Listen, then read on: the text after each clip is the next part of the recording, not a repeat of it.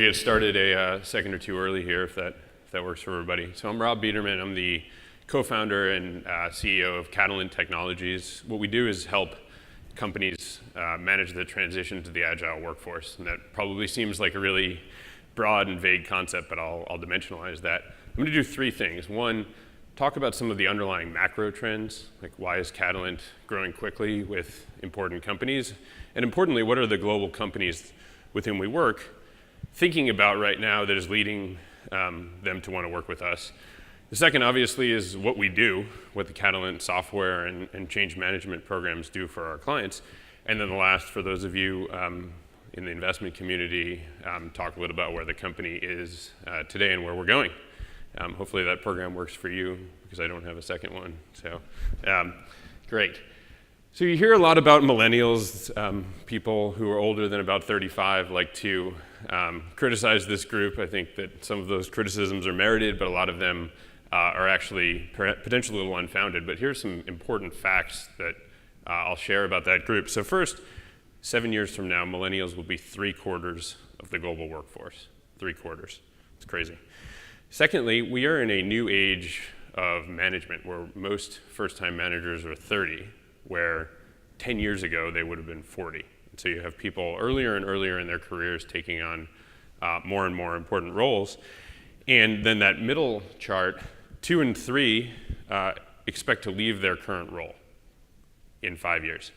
So if you summarize all that, what you have is a younger and younger group of people who are less and less loyal to the companies that they're coming from, being managed by people less and less experienced. What could go wrong? And at the same time, we see on that rightmost chart a huge surge in Americans working independently. And that's just 2021, but the trends hold and even get stronger if you go out beyond that. So you have 34 million Americans 3 years from now who'll be working independently. And obviously, the impact of all of this has a huge drag on the US economy. So 10 trillion in GDP lost because companies can't fill full-time jobs. 4 in 10 companies can't fill open positions that they need. And for those of you who've worked at a large company, if you have an open position and you can't fill it, that's potentially catastrophic. Companies in that middle chart take a very long time to fill full-time roles. So half of companies take more than 90 days to fill a full-time role. If you think about dimensionalizing that, what that means is you're a manager, you have an important project to take on, you think of the role today, you fight with HR, you eventually get a job description, they send it back, the comp's too high, this doesn't work, this isn't a director level role, send it back. All of a sudden it's 6 months, it's 9 months before you have that person in seat, and they're obviously really tangible costs.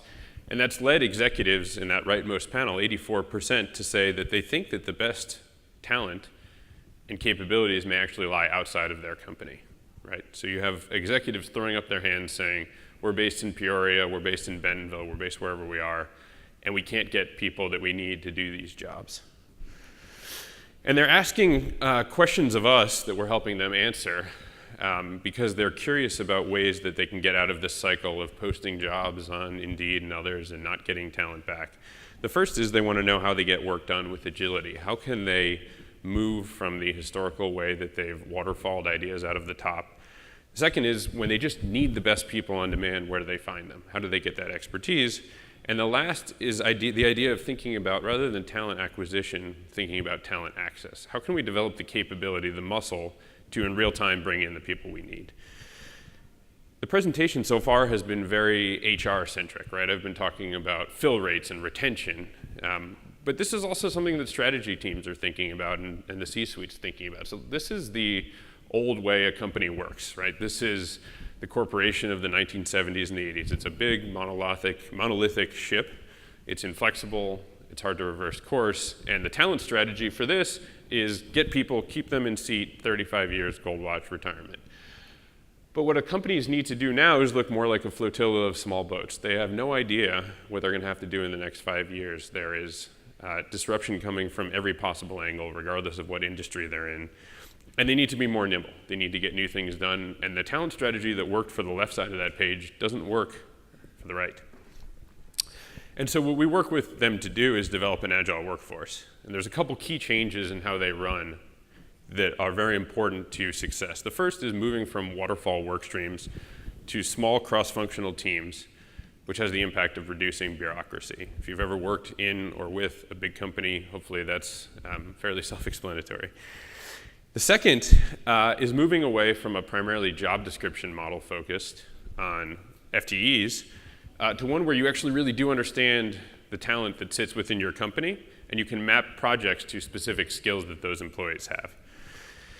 And then the last is taking the historical misprioritization of work and talent, the fact that your top 2% employees are not working on the top 2% of projects, and give them mission-based projects where you really can, in real time, put the best people on the most important needs instead of giving them to McKinsey or BCG. And that's where you get the idea of strategy-aligned work streams. So you can take the best people in your company, find out what they're good at using software, and put them on the most important projects. That's what we tell companies we do, and that's what we do with them.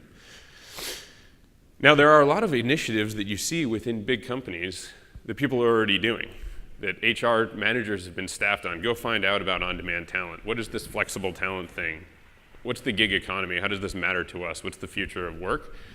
All we've done is wrapped all of those up and created a category which we call agile workforce, which blends all of the things that people might be thinking about ways they want to operate differently and puts it into one category with a cross-functional owner. And so Catalant, it truly does enable the agile workforce. We use software and change management programs, a solutions team with cutting-edge machine learning to help companies get exactly the right talent they need in real time working on the right projects. A bunch of talent pools come into play there.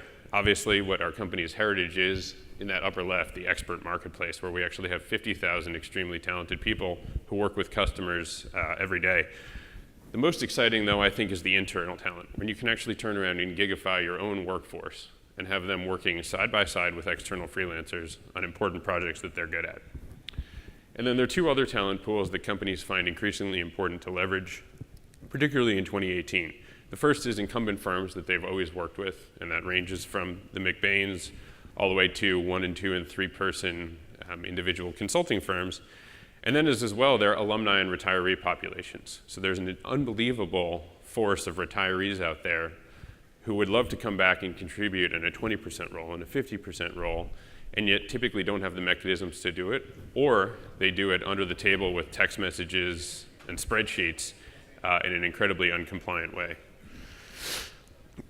And I'll take you through briefly a case study of our partnership with a global energy company where they faced a series of challenges relating to work and their workforce, and we were able to develop a custom solution for them. So there were some key business drivers, and this was a combination of strategy and C-level stakeholders in combination with HR. The first was they had no idea what their employees were capable of, and I hope there are no representatives of the traditional large cap HR industry here. If there are, cover your ears for this. But the existing ERP systems do not take in a good way what your employees are good at doing. And so you end up in a world where if you're this company, you have 100,000 global employees and you have no idea what they're capable of because they haven't filled out their profiles because there's no carrot to do so. They do keep LinkedIn posted though every time something important happens, and one thing that our system does is actually bring in that data in a very good compliant way. The second was that you had high potential employees at this company feeling underutilized. They had been put into the high potential program and yet still weren't being put on the most important projects. And so you had effectively busy work in the high potential program when you had all of these really important projects that they'd be great to take on. And then the last thing was they just had a sense that they needed to be more agile with work. This company was thinking about doing a bunch of different things, and they hadn't changed their staffing model in probably 3 decades. Solution was that actually a business stakeholder, an EVP, chose Catalant to access and deploy internal talent in a way that ultimately had 3 outcomes. The first was that that group of stakeholders went from relatively less engaged to much more engaged and became significantly less likely to leave the company, which was important to his HR counterparts.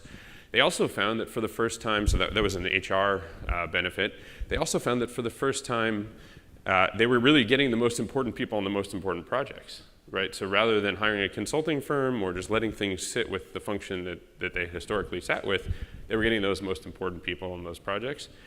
And then related to that, so that made the strategy team happy, What made procurement and finance happy was they were spending less money in consulting. And so if you think about it, companies are already outsourcing their most important projects. They're just doing it to global consulting firms. You can actually turn around and find people internally who can get that work done. So as a consequence, about 30% of the Fortune 100 and 20% of the Fortune 1000 have chosen to partner with Catalant. There are obviously many more logos that we have than just on this slide. I think what unites all of them, and they all come for different reasons and have different specific programs with us installed, they all know that they want to work in a different way. And yet if you think back to that slide with the five orange circles, there's nobody who's given them a vision, I think, until recently for how all of those interact. So we want to be active in the gig economy. What does that mean at Pfizer? What does that mean at Staples? What does that mean at P&G, right? And that's something that I don't think the gig economy has done a great job of acquainting enterprises with. As a result, our bookings momentum has never been stronger. We've had 4 years of more than 100% growth, and the 2018 target bar looks relatively higher than the gap between 17 and 16. So we feel quite great about the future going forward, partially just because this is a truly mammoth industry. If you think about all of the work that happens at the white collar level in the Fortune 1000, it's a more than $1 trillion industry that has not really seen core innovation potentially in decades. And excitingly, for those of you who enjoy data, we're seeing better and better cohort behavior. So the users that we acquired in 2015 that took us 4 years to get to more than $40,000 of revenue from, we're actually getting that in their first transaction as a customer. If you roll this down to the individual user level against our about 20% gross margin, one user to us is worth $8,000 to $9,000 to $10,000 their first day as a user. If you compare that to almost any other software company, I would think you would find that it was favorable. And we've been very lucky to partner with incredible investors. And I would argue, relative to the magnitude of what we've accomplished so far, been fairly capital efficient. So we've raised just over $58 million of primary equity across 5 rounds of capital from those folks. We have 141 employees in Boston. Majority of them are in sales and engineering. Almost all of them are, actually. And we started the company 5 years ago in business school, largely because we just saw, I think, a lot of the early signs that this market would look like the way it does today, where you had almost no innovation in an entire sector in 50 or 100 years, and a lack of new technologies being employed against that. So with that, I would be very happy to take some questions.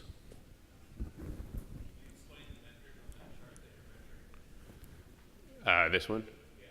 Sure. I was asked to repeat the question. So the question was, could you explain the metrics on this chart? So what this does is it talks about we have an individual user who is a VP of marketing at Pfizer, whoever.